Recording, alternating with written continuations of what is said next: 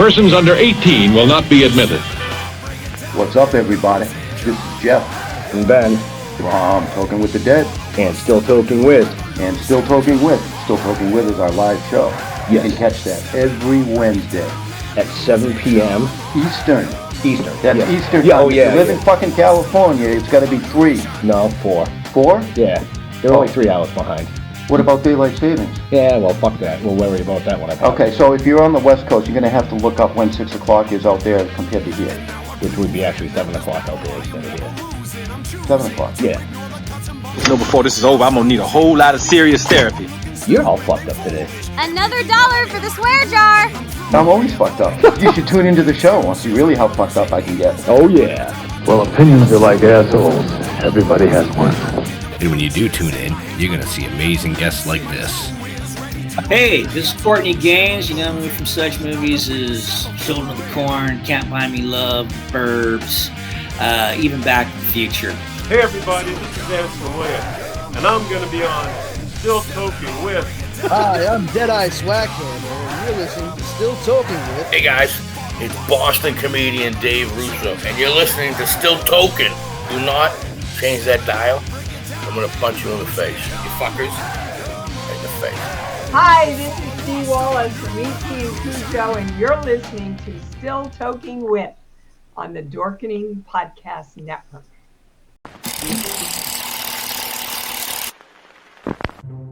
Everyone thinks because you're a zombie, you don't know good coffee. Well, they're wrong. We have very active lifestyles. It's not all wandering the countryside aimlessly or scaring passing motorists. And we all love a good cup of joe. And there's only one brew that gets my seal of approval. Deadly Grounds coffee is my guilty pleasure. Bold, robust, delicious. It's coffee that can wake the dead. With over a dozen different roasts and flavors, Deadly Grounds can satisfy the most finicky of coffee addicts. The aroma is so intoxicating. It brings all of my neighbors out of the woodwork. Deadly Grounds coffee. Coffee to die for and zombie approved. It's good to get a little deadly.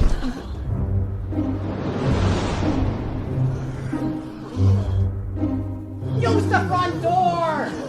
Oh, they're so disgusting.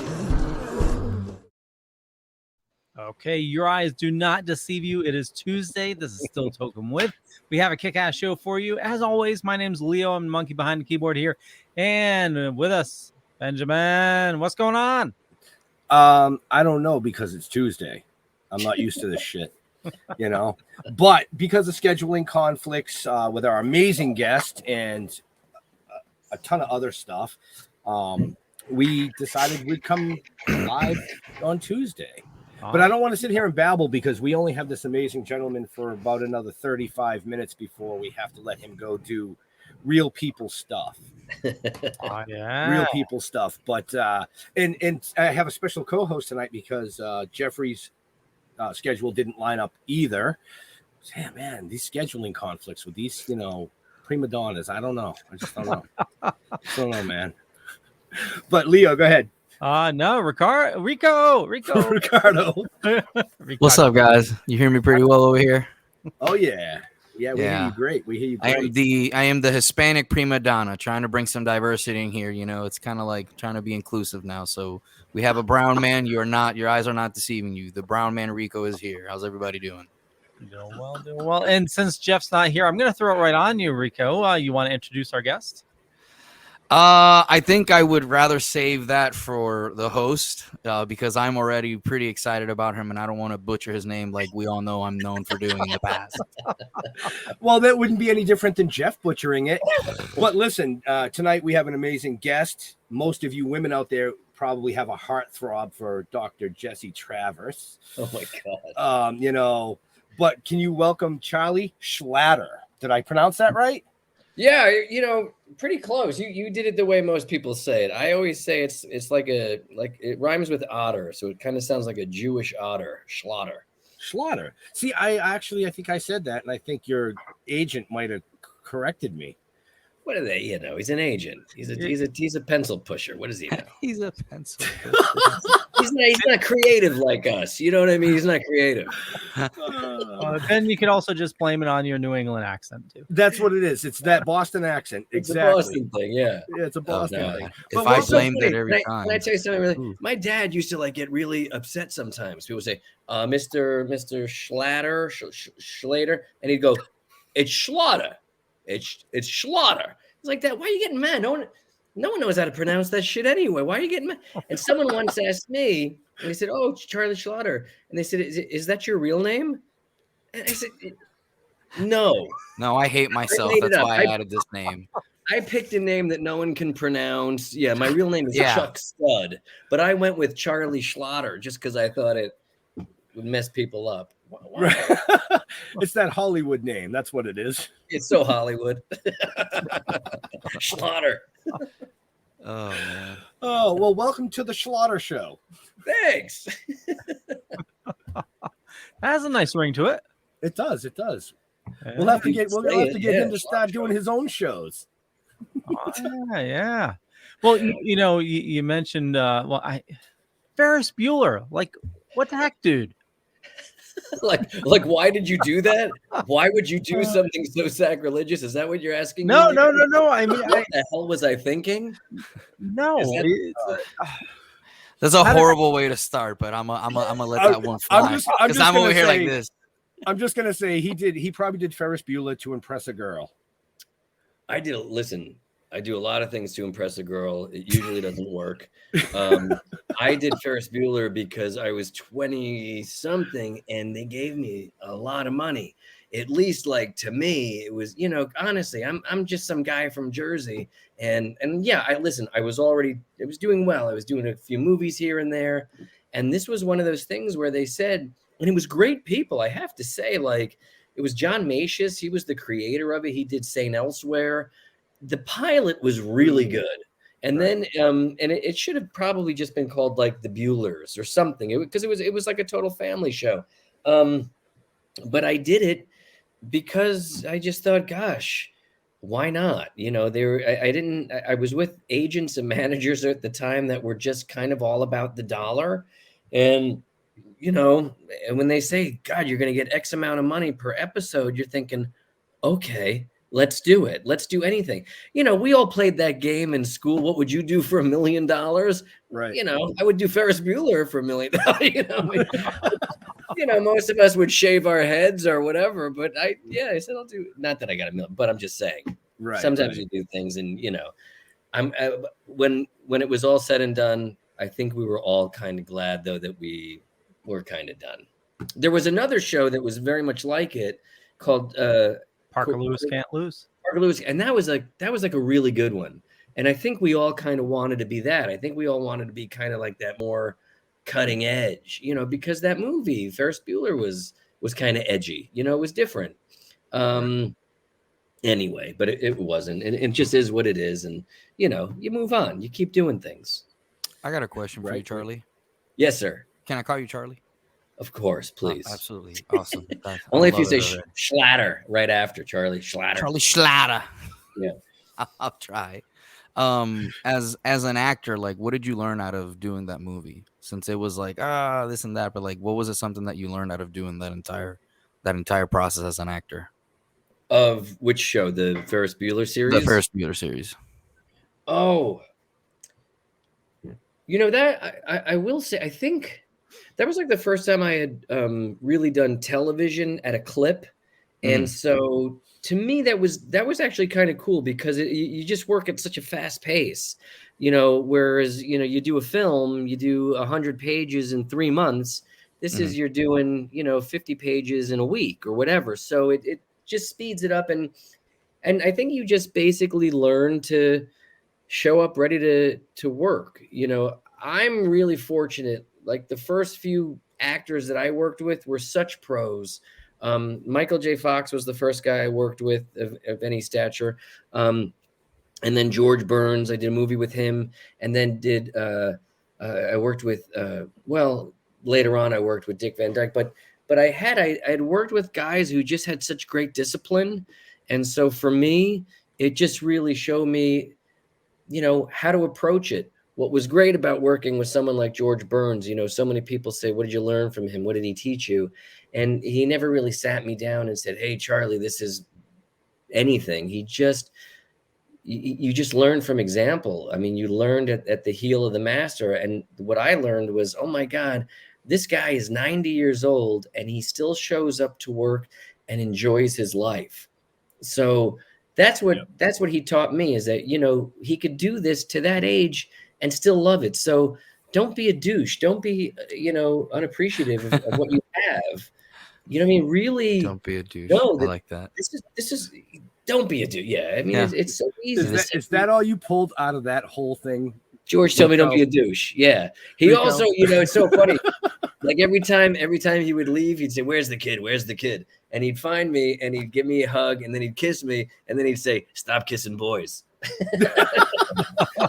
The reason I asked that question is because I had heard a rumor that landed onto that story about don't kiss boys. And I was like, yeah, but what was it that he really said? Because, man, if somebody has like that kind of relationship, like that's close. Like that's like father and son, That's interesting to know. That's something out of like so wild. You were like, I just got to be nice. No, he was really cool. I have to say, like, there were, I'll never speak out of turn when I'm speaking about him just because I've got so much, reverence for him. He was the best. I mean, it was like working with Santa Claus every day. It was crazy. But there were two Georges, there was the George when the women were around and he was very charming and you know what I mean? He had a real gleam in his eye. And then when it was just the guys, he was totally a guy's guy, which was pretty awesome. But there was one, I'll tell you this, and I don't want to bore your listeners to death, but there was this one scene in the movie. It's the very end of the movie. And just so you know what kind of guy George was, it's a crane shot and it pans up and George and I are walking off into the distance. And we did it about 3-4 times maybe. And each time he would tell me a different story. And I had brought up after a couple of steps, I said, because we were talking about Gracie. And I said, my gosh, you definitely, you loved her so much. And what a love story for the ages. And I said, how did you deal with her loss, the loss of her? And he told me that they used to sleep in separate beds.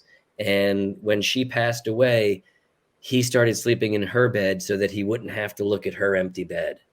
Oh, wow. And I thought, oh my God, that's like, it was just so heartwarming, right. But he was like that. I mean, he could just like reduce you to tears in a second and then, call you a cocksucker the next minute. It was, it's like, he was the man. He was the man's man. Oh, he was, man. He was such a great guy. That's crazy. Yeah. Wow. That's good shit. It's always good to keep those memories too. Yeah, 100%. And the older I get, it was funny. Like I really did appreciate it when I was working on it, but I think I appreciate it now that I'm older and I look back on it, I go, oh my God, I really had. You were just having fun and making money. I was totally having fun, and I didn't think I really wasn't making money on that movie, but I was totally having fun. And I'll tell you this, Rico, that to me, doing that movie was more like, it wasn't even a gift to me. It was more of a gift to my parents and to my grandparents, because my dad's a Lower East Side guy. My grandfather was a Lower East Side guy. That's where George Burns is from. And they loved him. So when I got that role, they were like, you're working with the master. You're working with George Burns, So to them, it was, you know what I mean? He was more their contemporary than mine. Of course, to me, as a 21-year-old, he was a living legend. But to them, they had so much history with him. So that when I was able to introduce them to him on the set, it was just such a really great thing.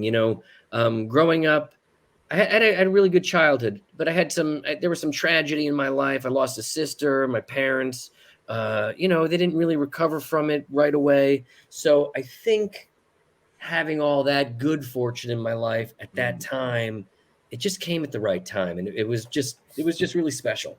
Yeah, kept you going on the right path. 100%. Yeah. That's awesome. Yeah.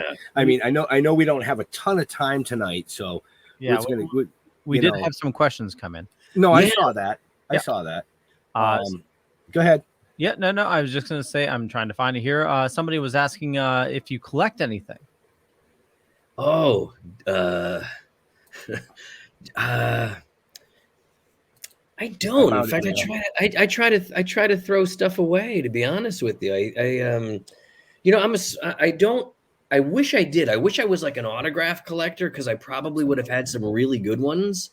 Every time I do something like a convention or something, they say, "Oh, can you donate something to a silent auction?" And I got nothing. I have nothing. That was a mental note for me to go to Charlie Schlatter's house and look through the trash. Jesus Christ. Jesus. You're about to have a lot of raccoons, Charlie. A lot of raccoons, my man. I'm a big New York Giants fan, so I do have like a few collectible things from that. A couple, football, a couple of autographs here and there. But no, I've never been like I don't collect stuff. Right. Yeah, I mean, we got a couple pieces of art here and there, but I don't know, man. I don't think about that stuff. I have I guess I got a bunch of guitars. I have guitars. I got a few drum sets. Things like I like music. I got, I guess musical stuff. I collect that stuff. It's tough to get rid of that stuff too. Right. I don't know if you guys are musicians at all, but like, unless like the last drum set I have, I don't even sell it. I just try to like find a kid who's learning to play drums and give it away. Because you just want to have good karma out there, especially with music and stuff like that. But I think that's pretty much what I collect is that. Nice. And I know why he asked this question. Jeremy was asking if he ever put together a Lego Millennium Falcon. He's looking for a co-pilot. He won one over the weekend, friggin' $800 set. It was insane. I saw that. But I've as a dad, I've stepped on a lot of Legos. Right? So, yeah, bro. So there's some extra parts to your Millennium Falcon in Charlie's trash. Oh, exactly.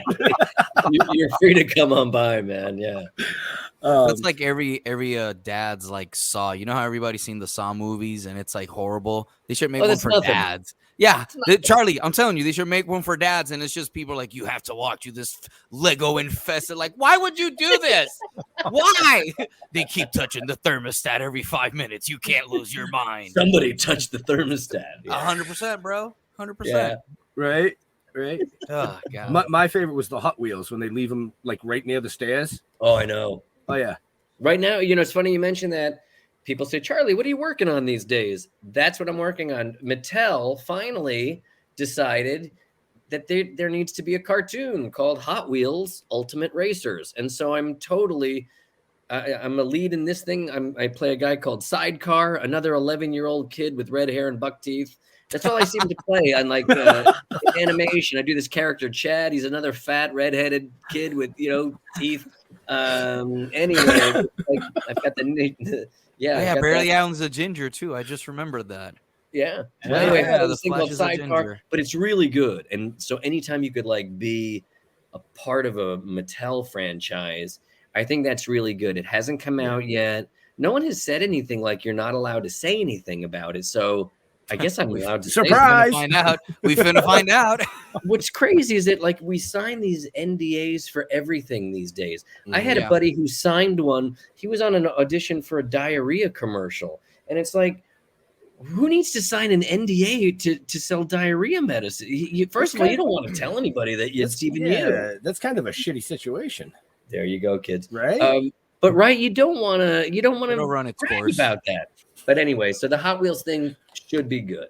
So we'll see what happens. Well, speaking of like voice acting in animes and amazing movies and TV series that you've been in, you're going to be at an event coming up soon where people can see you. So we're gonna urge all of our listeners and viewers to get off your ass and get down to one of these conventions. Go ahead, Charlie. Yeah, I think the first one is, and I'm not like a big convention guy. I don't do a lot of them. Not that I don't like to, but it's tough. And you go away for like 4 days. And I know buddies of mine, they do them every week. When I say get a hobby, I meant like, build a cabinet. Don't just go to a con every weekend because they do these things every weekend. But this thing, it's a really nice one. It's from August 5th to the 7th. Or 4th, 5th, 6th, 7th. It's in San Antonio. It's called Celebrity Fest and like Supercar something. There's really cool people though. Giancarlo Esposito is going to be there. What's his name? Moulin Rouge. I know him from that. You guys know him from what's his name? Ewan McGregor. I'm sorry, getting old is really, and being drunk really is another thing. It's not a good combo. But he'll be there. And I just saw as your things were rolling, I saw the name Mark Dodson. Was he a guest on your show before?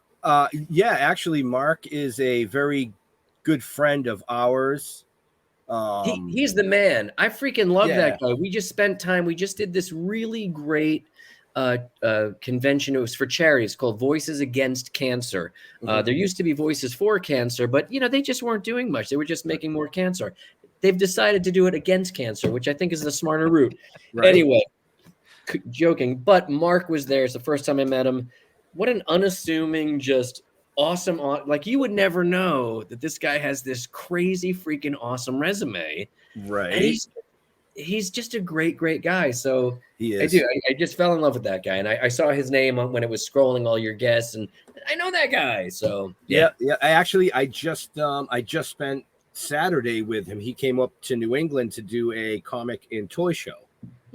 So I got to spend the day, myself and my other co-host Jeff, who, like I said, his schedule didn't work out tonight. But we got to spend the whole day with him. We were chewing the fat, and he actually supplied, I'm not sure if a lot of people know this out there, but he did all the original Romero zombie effects. Yeah. No, he's like total like monster bomb. Which he owns, and he supplied them to us for our TV series that we're filming. Wow. So, and that's bingo. That's awesome thing there. But yes, so Leo's got it up on the screen here for all our viewers. This is the car show and Comic-Con and San Antonio. Yeah, so it should be fun. I've never been there. I've been to Texas a bunch of times. I love it there. Never been to San Antonio. Have you guys been there? Have you done the River Walk and the Alamo and all that stuff? Yeah, I've never pretty been. Nice. The River Walk's really relaxing, but have a bottle of water with you. Yeah, the Blues Brothers are going to be be that should be fun. That's fun. That's really fun. Yeah, are you gonna do the dinner? Or are you just gonna go downtown and have some dinner before the show, or I'm gonna do whatever they tell me I have to do. Like I go there and just say, where do I stand? What do I sign? Who do I hug? Whatever. But I will tell you this, some people say, why don't you do more cons? And here's the thing. I really love doing the cons because, we do cartoons in a vacuum. I mean, sometimes you have like a Zoom chat and you're with the other actors and it's fun to make each other laugh, and that's always great. But you really never get to see the effect that your cartoon or like The Flash has on kids, or Kick Buttowski has on kids. Yeah. And then you meet them, and I will say, like, a large percent of them are on the spectrum. And and you do have a line of people, and I have to say, I've just got such a soft spot in my heart for them, and I want to get, I emotionally invest in every meeting I have with every kid, and there's the mom in back of the kid saying thank you. You just, because it's like you feel horrible like taking money to sign things, but then you realize, okay, they're paying for an experience and this and that. And I've sat next to guys who just take the money, sign the thing, thank you, next, take the money. And it's like, okay, I also don't have like a million, not that I'm talking about Bill Shatner or Lou Ferrigno. I'm not. But Chevy Chase. Yeah, I'm not talking about those guys. Not at all. Okay. I don't have as many guys. Like, I don't have a line out the door. I got a few stragglers. Then they look at my poster and they go, "Oh, you were that guy," whatever, and they come over and chat. So I have a little bit more time. But my point is this: I really do. I love to chat with people, especially the kids, and especially autistic kids. But at the end of the day, you're whooped. You know what I mean? Because you're just, and people say, "Why are you tired, man? All you did was stand there and, make fart noises and sign shit."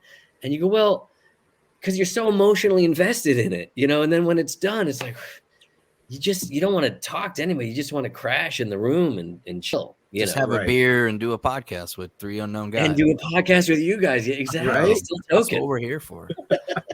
I do have one thing for you, Charlie. Yes, Speaking of things that you did that changed, one of the reasons I went into the military was because of Solid Snake, and I heard a little story that you were playing Major Rykov. Rykov, yeah, and I it's so funny. Like I did I did another character called Raiden. Raiden, and you, well. yep, and you also were the soldiers too. It had the same. Is he the one who gets raped? I think I got raped by somebody. I don't know.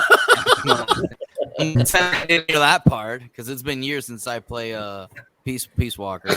But yeah, you played a couple dudes. That must have been surreal to work with Kojima and stuff like that. I bet. Well, number one, thank you for your service. Number two, that was it's funny, like doing Metal Gear Solid. Back then, like when you were doing those videos, there was a lot of screaming. It's really intense. And so ever since then, they've like kind of reworked actors' contracts. Like we used to have to give 4 hours a day, and you would just be screaming. And there was a show that I did called EverQuest. I think another thing. And I remember, like, by the end of the session, I could literally taste blood in my throat because my vocal cords were literally bleeding. Just from like probably like Dragon Ball Z guys. Yeah, and I never wanted to be in another video game ever. But then, like I said, they've just recently said, okay, we're going to break down sessions into 2-hour sessions. So actors, because you do that, and then an hour later you're playing a little garden gnome and you have no voice, or what you just it's really right. So I get it but listen, I also know I could be digging holes for a living. So if you ever hear me complain about the how tough voiceover is, just come to my house and shoot me in the skull, because it's so. No, I mean really, it's charmed. It's a charmed life. And we're so lucky to do it. Speaking of crazy jobs, I've always wanted to ask you this, and this will be a little personal. You voiced the Flash in more than 5 shows, I believe, right? And I think if I'm not mistaken, you are the longest running like voice actor for the Flash, I believe. Somebody told me that, or that I'm like the most recorded Flash. The most recorded Flash, yeah. Everybody like hey Rico, we want you to produce a new Avenger thing and cast whoever you want, and they cast who they want. But I've been in a bunch of them. Yeah. So my question to you is, between the Flash and Superman, who do you think will get more dates on Tinder? I think Leo's face says it all. Well, I think it is Superman. I mean, it's tough. It's tough to beat Superman on anything, right? He's the go-to. He's the guy, and even though he's kind of nerdy and dorky with as Clark Kent, but he's still the guy. He's still the guy. He's super. He's got the power. I just run fast, and no woman. I was just going to say that. I love how he's doing it in the voice. Like, I'm here like, oh my God. Right. Ben knows. The first thing that came to my head was Superman, because he's the Man of Steel, and the Flash is gone in a second, women. Exactly, yeah. Sorry, I went there. But Barry Allen's more of a comedian than Clark. Yeah, Clark Kent's Barry Allen's also not going to pay a ton on child support. Superman is going to do the right thing and pay all that alimony and child support. So Charlie, that hit home a little. No, it's true. Superman's a good dude. I will say that I love how most people have written the Flash for me. Every time I do a script, it's the Barry Allen. It's really funny. We just did I was just the Flash on Scooby-Doo, and it was really funny. I mean, some people write the Flash just perfectly. So it's funny, like when you do go to a con and somebody says, "Hey, can you do the Flash?" And I go, "Yeah, honestly, dude, I was just doing them like for the past 5 minutes." Because that's the great thing about being an actor with no range. It's like when you're a one-trick pony, it's like this is all I do. What's funny is we just went to a con, and I watched a panel with Tim Daly, who voiced Superman. And he said when he went in for the interview, he tried to do like a deep voice, trying to do like the old Superman voice. and then they had him just do it normal, and like his regular voice. I mean, that's Superman right there. So same and thing. That's who I first did the Flash with, was with Tim Daly. Nice. On whatever. I don't even know that series. It's funny, like, when you say, what do you collect? I wish I could collect my thoughts. I wish I could collect like my career. And, because people like come to me and they'll say, in episode number 312 of whatever, do you remember? What the I was fuck? like, no, was I even in that show? I was literally, this is a true story. I was literally just asked, like, if I would do somebody's podcast because they wanted to talk about the memories I have of doing, I still don't even know. I think it's called Air Striker or something like that, or Airbender or something. And the guy says, because you were whoever in that. And I said, maybe that was Charlie Adler. That's another voice actor. I said, maybe it's him you want to interview. And they go, no, it was you. I don't think it was. Anyway, they send me a link, and it's a link to like me being the voice of like this little critter. I don't know. I go, oh yeah, that's me. And they go, so will you do the podcast and talk about your memories of the show? I go, dude, I have no fucking memories of the show. I just told you, what am I going to talk about? I could talk about me, but I have no, because I'm that lucky. I'm that lucky that, you get to do a bunch of things. And, I try not to have emotional attachment to things because I feel like that emotional attachment to a character starts at your audition. And once you audition for something and you fall in love with it, then you're like, did I get it? Did I get it? Oh, they went with him. They went, and you get let down. So you guys know, I mean, you audition for something and you just say, okay, I did my best. I left it on the desk and now I'm just going to go on. And it's kind of like that with work too. There are some that are more special than others, obviously. But, when you're doing when you're day playing here and there and you don't really remember everything, I'm really good at remembering the experience that I had.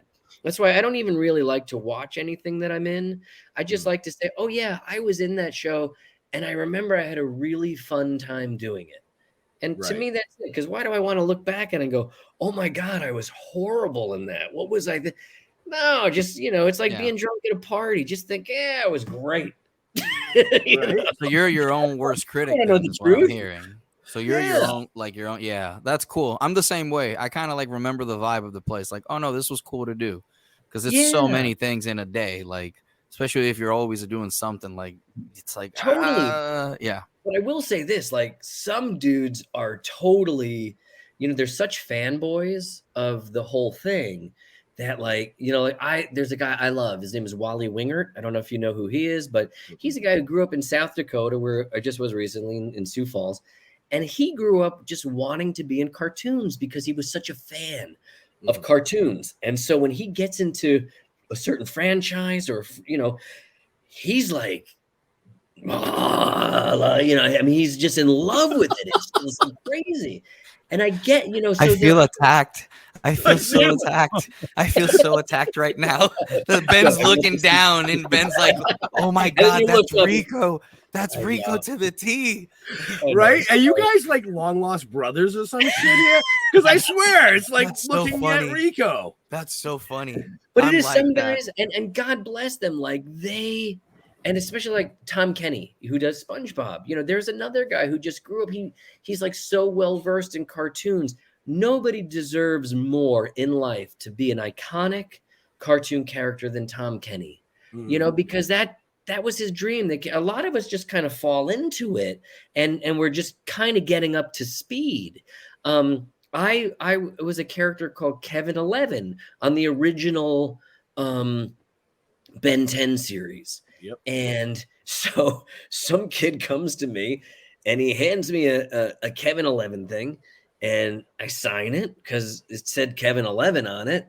And the other actor, who's like down a few tables, who's like the new Kevin 11, he's like, dude, you signed a picture that's not you. And I'm like, what do you mean? It said Kevin 11. He goes, no, I do the reboot. I go, oh. So there's like more than one. Like, yeah, it's not cool. Okay. Sure. No problem, bud. you know, I'm sorry. I guess I owe that kid some money. You know, I signed the wrong thing. Bro, that kid's going on eBay. He's going on eBay going, I got that shirt here. I'm gonna be looking on eBay for the next like month just to see if I see it. My signature on the wrong Kevin Elias. I'm that kid that he was talking about. Charlie, we found it. But it's like I get it. I guess we all can get a little possessive of what we do. You know, we're proud of what we do. Some of us. And so I guess you want to be protective of it. So right. I can't slight the guy, but it's like some people are really like immersed in it. And right. You know. So we are getting really, really close to that time. Okay. We're having Leo, a good time. I know we're having a great time, but Charlie has a heart out. He's got another interview to do. Leo's got a heart out. He's got another show to do. This was a special.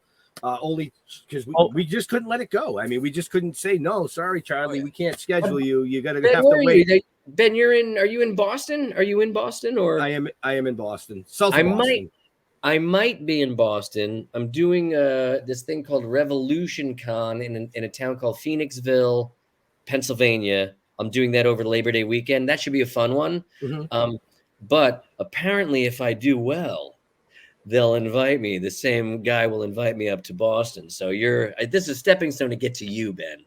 That's just what it is. Actually, this is a stepping stone to maybe get you to Maryland Poppin' HorrorCon or Georgia Poppin' HorrorCon, where we will be running the entire media package. I wish I did like horror films. I have one. It just wasn't very good, and no one gives a shit about it. Well, that's why you have to go for the pop side. See, so what I'm hearing is that he might do Kansas City con, is what I'm hearing. I love Kansas City. I took my son. We just were. You're not from there though, Rico, are you? I'm from Springfield, Missouri. 3 hours away. My son goes pro. My son goes to Mizzou. Oh, does he? Yes. Well, dude, if he ever needs anything, just give me a call. I'll let him know. You know, honestly. So we're huge New York Giant fans, and so I always. So you hate the Cardinals? I got it. Yeah. Cardinals. No. That's you're talking baseball. You're talking baseball. Yeah, I'm baseball. talking football. No, okay. Not soccer, Rico. Yeah, not soccer. Sorry. I thought it was soccer, my man. That's my bad. So I was like, man, this dude's really into soccer. This year, the Giants played the Chiefs at Arrowhead, and so I have a friend who has a friend. I ended up getting like free tickets, 50-yard line, 30 rows up, field passes, free barbecue stuff, and I have to say, man. Like the people, those fans at Arrowhead, they were some of the nicest fans you'll ever meet. Like, because we wear our blue everywhere, and those guys totally gave us shit, but they're Kansas City fans, so they know hard times.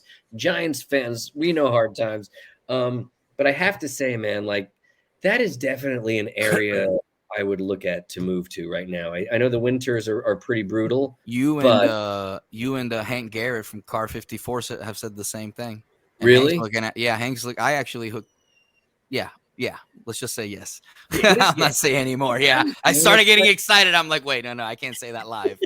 But it's so great. It's like, it's such a, it's an anachronism. I mean, no one bothers anybody. Bert Kreischer comes here all the time. Tom Segura. Springfield, Missouri is a slept on city, especially for real estate. But now Springfield that's south. Is that south of Columbia? That's south of southeast of Columbia, and then it's 6 hours from here to Dallas. Oh, so that's not that bad. Nah, I go to Dallas all the time. I gotta start going to Boston. Anytime I'm invited out to Kansas City, I will gladly be there, and I'll run out to visit my son a few times. It was so funny. My wife was just out there with my daughters to visit him during the school year, and they're at a bar. And she says, okay, I'll pay for the first round. And she's like, okay. There's like 10 kids, and kids are ordering Tito's, this, blah, blah, blah. It's like, okay. She gets the bill. It's like $20. She's like, are you fucking kidding me? That's what I pay for like one martini in Westlake Village, Yep. And it was, I mean, it makes sense. It just makes sense to be there. Yeah. And now we could be anywhere. I mean, we could be remote anywhere. Right. Right. And speaking of, Leo, where can they find out more about our amazing guests now that we are crunched for time? I know. Definitely check the show notes up above or down below, depending on where you're watching or listening to us. And most importantly, go check them out at Thomas J. Henry's Superhero Car Show and Comic-Con, happening August 4th, 5th, 6th, and 7th. And along with Charlie Schlatter, you can see Ewan McGregor, Simu Liu, which I totally destroyed his name, Dave Bautista, Haley Atwell, Giancarlo Esposito, tons of awesome people. Hulk Hogan's going to be there as well. Oh yeah, it's going to be a monster, dude. Yeah. It's really going to be awesome. There's great people. Somebody did ask what my favorite voice was. I did love doing Kick Buttowski was my favorite cartoon to do. But this new thing that I'm doing called Big Nate, I really love doing this voice of Chad too. He's just it's a really funny thing. Anyway, I was just reading. I didn't even realize it was like right there on my screen. People asking totally. And also, I know we're cutting tonight short, but definitely, we're going to be doing Splash Pages next. And, Charlie's going to be on Splash Pages the 23rd. And so make sure you tune in for that. And Charlie, where do you like people interacting with you on social media? I'm on the gram. I'm not on TikTok because I just feel like that's kind of like pedophile-ish. But even my kids tell me, feel attacked. I know, but my kids even tell me like, it's okay, Dad. You can come on to the talk. There are middle-aged white guys, and it's okay. But I'm mostly I see people on Instagram, and it's just basically my name, Charlie Schlatter, and then I'm on Facebook a lot. I do the old man version of social media. Awesome. Rico, same question. Say again, what was the question? Where do you like people interacting with you on social media? Come on, follow along. Man, this is the hardest part for me. I'm so sorry. You can find me on Facebook under Richard Avilas. You can follow the podcast at Rico Podcast on Facebook, and you can follow me on TikTok on Richard Avilas 54. That's a sad segue after what Charlie said. Yeah. I've lost streak right there. You can follow me at Rico Lovebone 69. It's Rico Suave 69. Jeez, Benjamin. Oh man, I want to thank Charlie for coming out and hanging out tonight. Like Leo said, he's going to be back on Splash Pages on the 23rd of this month, so make sure you check him out if you missed anything tonight, because at least Leo will probably get a full hour and a half with him. But anyway, get off your ass, go down to the con, check them out. I want to thank Rico for coming and hanging out with us tonight, taking Jeff's place. Like I said, thank you to Charlie, but thank you to all our veterans and first responders for doing what you do every day so people like us can do what we do. Stay safe. We're out of here. We'll see you next week. Thanks, guys. God bless. Come